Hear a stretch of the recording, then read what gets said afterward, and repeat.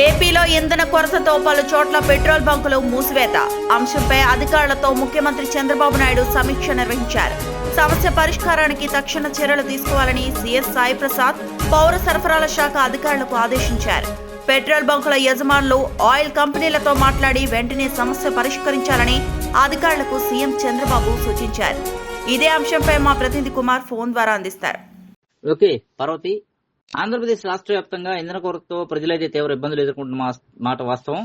అయితే ఈ ఇంధన కొరతతో ప్రజలు ఎదుర్కొంటున్న ఇబ్బందులపై ముఖ్యమంత్రి చంద్రబాబు నాయుడు నేడు అధికారులతో సమీక్ష నిర్వహించారు. రాష్ట్ర వ్యాప్తంగా ప్రస్తుతం ఇంధన కొరత పరిస్థితులు ఎలా ఉన్నాయి, వాహనదారులు, వారితో పాటు రైతులు ఎటువంటి ఇబ్బందులు ఎదుర్కొంటున్నారనే అంశాలపై అయితే ముఖ్యమంత్రి చంద్రబాబు సమీక్ష నిర్వహించి అధికారులతో చర్చించారు. సమస్య పరిష్కారానికి తక్షణమే చర్యలు తీసుకోవాలని సీఎస్ సాయి ప్రసాద్ ని, అలాగే పౌర సరఫరాల శాఖ అధికారులను అయితే ఆదేశించారు.